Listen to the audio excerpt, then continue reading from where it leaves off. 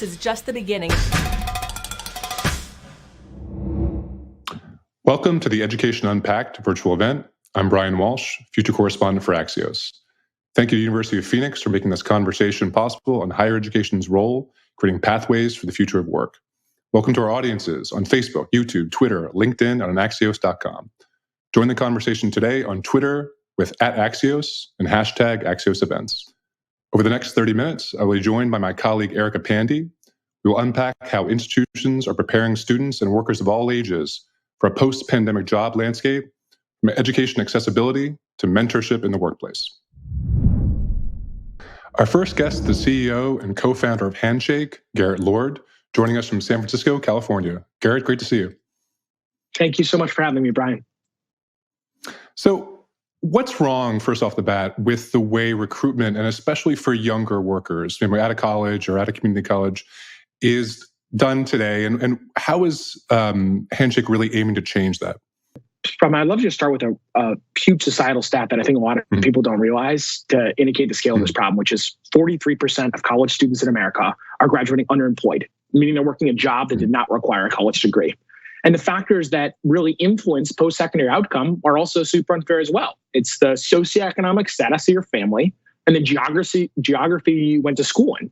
And our mission as a business is really around breaking down these barriers for college students, regardless of the connections you have, regardless of what school you go to, with no experience, luck, or connections really required. And what historically was challenging about this space is actually very intuitive. It was that companies could only go to campus 15, 25, 35 campuses. It was so fragmented. Each school was its own isolated ecosystem. And it was out of the challenge I face and witness many friends face in this rural school, absolute middle of nowhere, that many employers were recruiting from, that we realized that by turning this into an overall network, we could bring a lot more efficiency to bear and helping companies connect with a larger landscape of schools. So a great example, this is General Motors, who were historically recruited from a few dozen schools and now recruits from over 700 institutions. And they're able to receive, Mary, the CEO of General Motors, is interested in hiring 50% women and 50% men, right? And now she's able to increase her school net and, with this lens that talent's evenly distributed, and find those students to improve diversity, improve the, top engineering candidates they're finding through recruiting over, in an easier network instead of each school being a separate system. Well, that's a great point. I mean, how does creating a remote first virtual job fair recruitment process actually contribute to, increasing those goals of diversity, whether it's racial diversity, whether it's gender? I mean, how does that improve the way things used to be?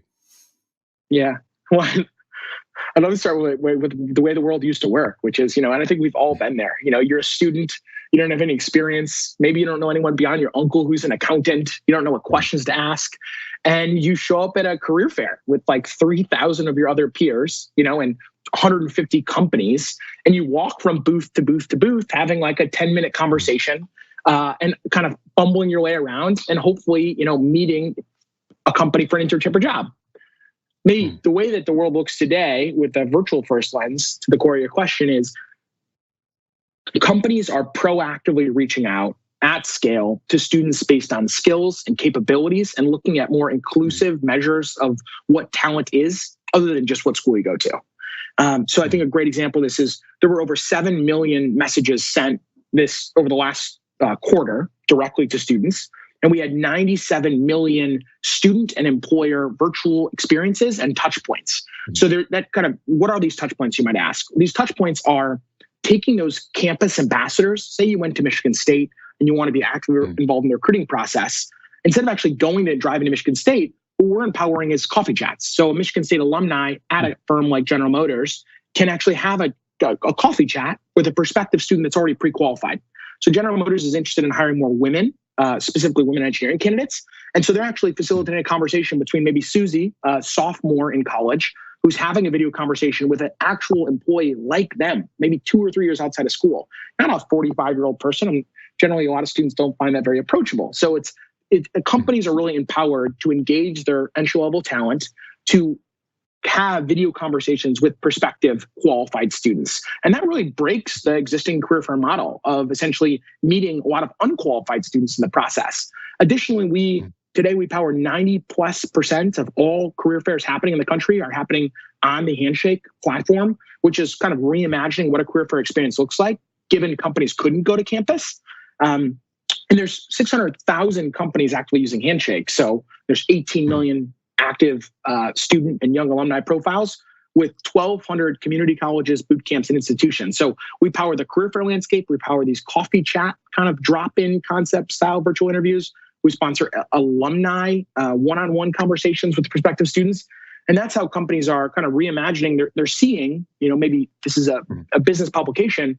A company like Procter & Gamble saw, I think it was a 67% decrease in cost per hire. Meanwhile, they hired more Black and Latinx as well as women candidates than they had ever hired historically without actually going to campus, right? General Motors was able to lower their cost per hire by 50%, while meanwhile hiring more engineering candidates than ever before and able to hire more Black, Latinx, women candidates than in historical seasons. So we're really proving that going virtual is more inclusive, is more effective, is more cost efficient. And we think that this category will never look the same. I mean, the next, I'll kind of stop there. No, is this virtual first way of recruitment here to stay, do you think? I mean, it's always hard to tell really at this moment. Okay, the last year was very strange. Next year will be different, hopefully. So how much of it will stick from that last year and how much, will revert to a kind of normal? When it comes to recruitment, I mean, you mentioned how much cheaper it is per person. I can see that being a huge advantage. But, are you confident that a year from now, you'll see those same numbers when it comes to online recruitment fairs? Yeah, so I've been having a lot of conversations with CHROs and like VPs of global talent acquisition at some of the largest companies in the country. And it's very clear to them that they've wanted to move towards a more digital first recruiting motion for years. But internally, like many businesses, they just struggled with the change management to do so on such a fast time horizon. And so COVID was really this accelerant where they were able to create this very clear business case for we actually can't go to campus. So we have to double down on a completely virtual motion. And we have to get on board. Like as functional line of business leaders inside the company, you've got to get on board with virtual recruiting. And what they were able to see is, more diversity, both ethnic and gender diversity. They were able to see, increasing their actual brand touch points with prospective qualified students. So they're finding qualified students at schools they historically never recruited for before. They were able to see a lower cost per hire, which you mentioned. And it's very clear to business leaders. I mean, those are the outcomes they measure in these programs. So will they go to campus? Yes, I think there'll be a smaller component to your overall footprint. If you're an accounting firm and you hire 150 people from one school, you'll probably go to that campus. But we saw a change that we thought would take 8-10 years really happen in a mere matter of months. And I think also there's a little bit of joy to this as well. Not only are the business metrics and outcomes just very clear, but internally college recruiting is fun. I mean, you like going to your old campus. You like talking to these passionate students who are trying to find internships and jobs. And by creating these really rich video experiences, we've also kept the kind of personal component of this that people find very rewarding in addition to doing their day-to-day job, right? And so that, and not only have we kept it personal, but we're empowering employees of these companies to actually have more conversations and help students in a more fair way than just a 24-hour career fair sprint that used to exist. What are the skills that you see employers who are using the platform really prioritizing right now? And we sometimes hear about the skills gap. I mean, are they finding the people they want within those areas? Is there some lag there as well? So we are seeing, obviously, if you look across the network and where the kind of hottest, white hot cores, right? STEM, data, software engineering is just white hot. And we're seeing companies, Handshake, as I talked about those 1,200 schools, not only powers four-year institutions, but also boot camps and community colleges. And that's an increasingly very fast growing segment as companies kind of think, do they need a bachelor's degree student, right? Can I actually find a student from a boot camp? Can I find a student that's actually taken 2 years of community college, pre-professional, SQL and data science skills and actually then upskill them inside? What's my role as an employer in upskilling talent? So first and foremost, we're seeing a significant demand for STEM students. And we're seeing companies take a more active role in actually participating in upskilling that student and looking beyond the traditional four-year institution or bachelor's degree. And then, I'm sorry, I have to admit, I forgot the second part of your question, Brian. Oh, just basically, are you seeing those skills actually present on the platform? By which I mean, we sometimes hear about a skills gap, employers looking for one kind of skills, workers might not have those. Just curious if you're seeing any evidence of that in your platform. So what we do see is companies. Yes, there is a shortage of computer science students in the country. There is more demand for many of these technical majors than there actually is supply available.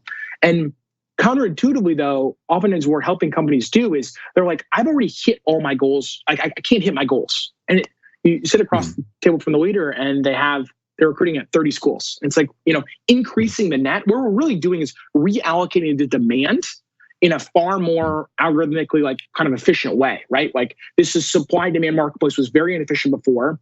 Most of the ways that we're seeing this skills gap show up is in companies rerouting their demand via messaging to a larger net of schools. But even when you look at computer science majors, there just aren't enough computer science majors graduating to solve the core challenge that employers have. Well, larger net, hopefully, a large number of people you can actually get in touch with. So Garrett Lord from Handshake, thank you so much for joining us here at Axios. Thank you so much, Brian. All right. And next we have a view from the top segment with my colleague, Chief People Officer at Axios, Dominique Taylor. Thank you, Brian. Now joining us from Phoenix, Arizona, President of University of Phoenix, Peter Cohen. Welcome, Peter. Hi, Dominique. How are you? I'm doing well, thanks. Thank you for joining me today. In the context of COVID-19 and the shift to a remote reality, the world of work and education both look vastly different from previous years. Yet the concept of social capital and who you know remains consequential in the transition to the professional world. Can you break down this concept for us and why it matters in a conversation on career readiness and what barriers still exist? Sure. Well, social capital refers to that network of relationships that people have.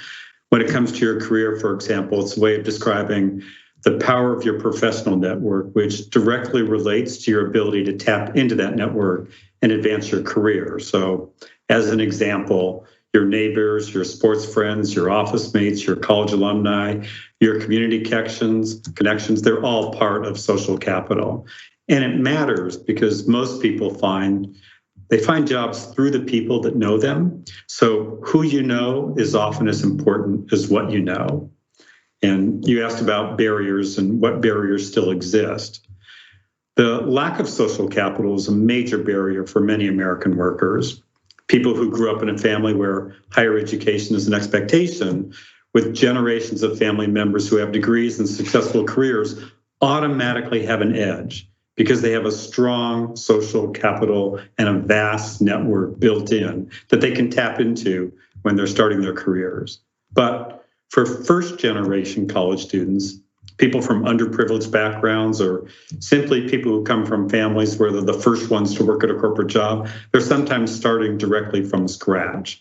So in addition to tackling that job search and hiring process like their more privileged counterparts, they often don't have that foot in the door or a contact to call when they're starting out, and that can make a world of difference. So at the university, we've always existed to serve that underserved population, and a large majority of our students are first-generation students. So we have decades of experience in supporting these individuals, and we know firsthand the importance of providing support throughout their career journey and helping them build up their social capital along the way. As a first-generation college grad, I appreciate that work and that insight. How have you seen mentorship and advocacy evolve in the virtual world? And what is your advice to recent graduates as they embark on their own career journey? Well, it's interesting because for the University of Phoenix, for the most part, we're an online university. About 98% of our students were online before the pandemic. So we've always existed in that virtual world. And we know the best way to enable connections and relationships in a virtual setting. So our students and alumni already know how to collaborate, engage, and function as a team in a virtual setting. And I know that's not the case for others, but with the past year, I think that's changing. Everybody's been forced into a virtual world. Workplaces of all types have learned very quickly how to function in a virtual setting. And I think there's a lot of positives that can come from this virtual engagement. There was a recent study by McKinsey that found that maybe 20 to 25% of the workforce could continue to work from home between 3 and 5 days a week post-pandemic. And that's probably 4 to 5 times more remote work than we had before the pandemic. And I think that could prompt a large change in the geography of work as individuals and companies kind of shift out of large cities and move into the suburbs and small cities. For example, at our university, we have whole teams who will remain virtual, but we're also offering our employees who want to the chance to come back to the office. So we'll have a lot of hybrid teams where they spend a few days in the office and a few days working from home and trying to get the best of both worlds. I think that's actually going to be a new normal for society. So you asked about our graduates, and for new graduates, practicing engaging through video conferencing, using tools to share data and ideas virtually, whether they're using shared whiteboards or sharing screens with PowerPoint, leveraging chat functions in group meetings. Those are all forms of virtual collaboration tools that are being used daily in business, and alumni need to kind of get very comfortable with those tools. And already prepared given the virtual experience that they had. The University of Phoenix Career Institute launched a Career Optimism Index earlier this year that unpacks the current sentiment of the American workforce. Can you walk us through those key findings and what within these findings gives you the most optimism? Sure. Well, the Career Optimism Index surveyed about 5,000 adults to gain a better understanding of Americans' personal career perceptions, how Americans are feeling about their careers, what barriers they face, and what they need to overcome with those barriers. And this is what we found. We found overall optimism is prevailing. So despite the unprecedented challenges Americans faced in the wake of COVID-19, hope and optimism are prevailing. 1 in 3 Americans said their career had been taken off course due to COVID-19, and almost half of Americans live paycheck to paycheck.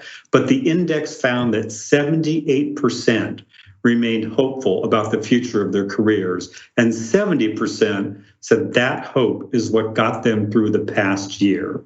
But they do need help to channel that optimism into positive career outcomes. 42% of Americans don't see a clear path forward for advancing their careers, and 43% want to expand their skill set, but don't know where to begin. So when it comes to social capital, mentorship, and advocacy, American workers rank professional networking as the top need for advancing their careers. 55% said they needed help connecting with others in their desired field. So the future is bright. We just got to figure out how to get there. Exactly. And lastly, looking ahead, how is University of Phoenix focusing on career outcomes as an institution? Specifically, how are you cultivating advocacy with your students and alumni so they can open the doors for others as doors are opening for them? Yeah, well, look, career outcomes are at the core of who we are. We've always catered to the working adult individuals who are focused on expanding their skill set to start, shift, or accelerate their career trajectory. So we've evolved our business model to support those job seekers. First, with the program called Career Support for Life, where we offer our students comprehensive career services from enrollment through retirement, because we know a career is a lifelong journey. And we believe the role of higher education is to support students at every step of the way. So we've made some adjustments to the way we offer education. For example, we have short bursts of learning where we change modality and timeframes and degree expectations for our students, because careers span longer than they used to. And higher education institutions need to offer more than just degree-based education. Peter, thank you for this fascinating conversation about education and how it's evolving, and for the work that you do. Thank you. It's good to meet you, Dominique. You too. And thank you to University of Phoenix for sponsoring. And now to my colleague, Erica Pandy. Thank you, Dominique. I'm Erica Pandy, a business reporter here at Axios, and my next guest is Sarita Gupta, who is the director of the Future of Workers program at the Ford Foundation. Thanks for joining me, Sarita. Thanks for having me, Erica. Great to be here. So the first thing I want to ask you, I cover this topic a ton, and I hear future of work over and over. don't really hear future of workers that much. Why is that your title? Well, often the discussions about the future of work are dominated heavily by a debate about the impacts of automation and new technologies on work, but they often lack a conversation about people, like the actual workers who are being impacted by automation and AI and new technologies. And so at the Ford Foundation, our program decided to really name itself the Future of Workers because we're focused on ensuring that all workers, regardless of their classification or status, have equal rights to labor protections, the social protections that they need, and that workers are able to shape the policies and economic systems that affect their lives. We think it's important to recenter workers in the conversation about the future. And speaking of workers, I mean, the pandemic has been this really colossal moment of change for a lot of workers on the education front, on the jobs front. McKinsey estimates 17 million jobs that were lost during the pandemic aren't coming back. Does this moment scare you as someone who is deep in this space? You know, it's not a moment that scares me. I think it's important to keep in mind that the COVID-19 pandemic, it certainly has put the issues of insecurity and inequality into stark relief. It's demonstrated the gross inadequacy of our existing social safety net, and it's exposed inequities in access to basic needs for people, whether it's food or healthcare. And there's been a disproportionate toll on workers in low-wage jobs, mostly impacting Black and Brown communities, women, poor urban and rural communities, and people with disabilities. I think this moment is actually calling all of us to think very differently about how we understand and value work, how we understand the opportunities. Are we a society that's going to create opportunities for working people, or are we going to continue to have working people live with tremendous insecurity, which is what we have been seeing pre-pandemic and certainly within the pandemic context? And, you know, the conversations about automation taking away jobs and workers being in a tough spot were going on even before the pandemic. I do see more headlines about it now. I think people are paying more attention. You talk to a lot of important people, I'm sure, who are in public policy, who are in the private sector, who are academics. Are people paying more attention? Is there, you know, a feeling of more inertia around this topic now than ever before? Absolutely. I think there's incredible momentum right now. Look, in the last year, Erica, essential workers at all levels, from doctors to postal carriers, nurses to grocery clerks, farm workers to home care workers, they've had to risk their own lives and the health of their loved ones to provide essential services for all of us. They've reflected on these really important questions. Is this job worth it? Am I being provided the adequate salary or wages? Do I have access to benefits and economic security? But so too have millions of other working people across the economy been asking those same questions. So we're in a moment that's interesting where workers are assessing and making decisions about their jobs when it comes to career and do we switch jobs? Is this the right job? And this is coupled with policymakers who are trying to figure out how to build the economy back stronger, which means they're considering pathways to create good jobs and more opportunities and to address the broader set of needs that working people face when trying to re-enter or stay in the workforce. And there's a current debate happening about why are workers choosing to re-enter the workforce or not. And so issues like access to childcare and paid leave and other care supports, this discussion about the care infrastructure is so important to address when we think about the future, when we think about jobs in our economy. So I do think this is a different moment. To have that opening of workers reflecting alongside policymakers creates a whole new set of opportunities for creating a better future for everyone. I want to get to the care infrastructure in just a minute because I know you've been doing some super cool stuff around that. First, though, I want to ask you about private companies here. I mean, if I'm a bartender who, and this is inspired actually by a question we got from the audience for you. If I'm a bartender and I take a course to become an accountant because, COVID has told me that my industry might not be as stable as I thought it was, but I'm going up against someone with a college degree for a job that doesn't necessarily need a college degree. How do we get companies to kind of be open to hiring people that come from alternative pathways rather than just the standard 4-year degree, which is, not accessible for a lot of folks? Yeah, that's a fantastic question. Well, let me just say our program, I want to start by sharing a little bit that our program does not focus on job training or upskilling programs per se. Many of our grantee partners are actually worker center networks who incorporate job training into a broader worker policy agenda. And so we've learned a lot from them over the years, and I'm happy to share an example from the restaurant sector in particular. But what we've learned over the years is that it's really essential for employers to understand the importance of raising the floor and building the ladder. In other words, you have to improve the quality of jobs at the bottom of the ladder, in addition to helping people move up the career ladder.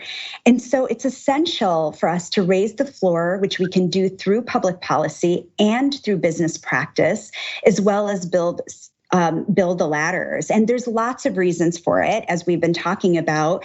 But just to name a few, first, there are millions of adults supporting families in low-paying minimum wage service jobs. We are increasingly a service economy, and we know that there's been incredible efforts like the Fight for 15 or organizing in sectors like domestic work and hospitality, where workers are fighting for better wages and basic labor protections like paid sick days. But secondly, as long as these jobs are poorly paid and have volatile schedules and no paid sick days or paid leave, families cannot afford stable childcare. Low-wage workers just churn at the bottom of the ladder and struggle to take advantage of upskilling opportunities. And finally, in sectors like childcare and home care, there are very few career ladders that allow people to advance and stay in these professions. Yet the well-being of our children and our elderly and disabled loved ones would be greatly enhanced by retaining skilled professionals in the jobs. So I say all of this because there's a definite role that employers and the private sector can play in changing all of this. And so the restaurant sector is a terrific example. Restaurant Opportunity Center United provides training for restaurant workers to move up the career ladder within the industry, such as from back of the house to front of the house, or from server to bartender, as you said, while also advocating to raise wages for restaurant workers and challenging low-road restaurant employers who break labor laws. But really importantly, Rock United has been working with high-road employers who encourage career development within their restaurants and who together advocate for improved labor regulations within the industry. Without the progress Rock is fighting for, the industry will remain in racial and gender justice challenges. So in New York, for instance, inequality between front of the house and back of the house wages exacerbates racial inequality in the industry. People of color are more likely to hold relatively low-paying back of the house jobs. More than 70% of tip-ineligible cooks and dishwashers are people of color. And then when you look at it from a gender perspective, the predominance of male chefs and restaurant owners means that women are less likely to hold the highest paying jobs. Only 31% of cooks and chefs and 36% of managers are women. So Rock's efforts to train restaurant workers to move up the career ladder is really key in addressing these system issues. So that's a great point. And because, a lot of people don't want to switch careers. They just want to get ahead in their own field. They love working where they work. We don't have too much time left, but I do want to, quickly ask you about this idea of, it's not just about posting a job, right? The pandemic has really put a spotlight on all the factors that keep us from being productive at our job, whether it's we have to care for our kids or for our elderly parents, stay at home. How does care play a role in putting America back to work? Care work makes all other work possible and makes advancements in one's profession or field possible as well. Yet home care and childcare are among the most poorly compensated professions in this country, and families' lack of ability to find affordable, stable childcare or home care often hinders their ability to take advantage of upskilling opportunities and moving up the career ladder. So actually, just earlier this month, we were part of launching a fund called the Care for All with Respect and Equity Fund in supporting the builders of the care infrastructure that America needs for justice, recovery, and equity. It's a $50 million multi-year investment that has brought together a broad, diverse set of grant makers to pool resources to support broad-based movement for care that includes paid leave, childcare and early education, long-term services and supports for older adults and people with disabilities, and high-quality jobs for all care workers. It's really important, Erica, for us to understand that America is the only advanced economy without universal infrastructure in place to support individuals and families in need of care. It's become highly unaffordable for too many families to get the kind of care that they need. And what we've seen, the pandemic, we just saw plain as day how the ramifications of a flimsy care infrastructure were felt sorely by workers, disproportionately more so for women of color. With schools and daycares closed, millions of families were left with the impossible work-life demands that lower-income families have long suffered. Nearly 2.5 million women, and largely women of color, were forced to drop out of the workforce as a result. So this is a real issue for us to contend with, especially given that over the next 5 years, the Bureau of Labor Statistics estimates more than half the workforce will be caring for an aging adult. So a care infrastructure is essential, not just for now, but for the long haul. It's essential for us in terms of being able to build back stronger. Mm-hmm. Yeah, care has got to be part of the conversation. Thank you so much, Sarita, for your time. Thank you. Appreciate being here with you. And thank you all for joining us for another lunchtime conversation that made us all smarter, faster. I want to thank the University of Phoenix for making today's event possible. We'll see you here for our next event. And until then, we'll see you on Axios.com for the latest breaking news on the future of work, politics, tech, business, and more.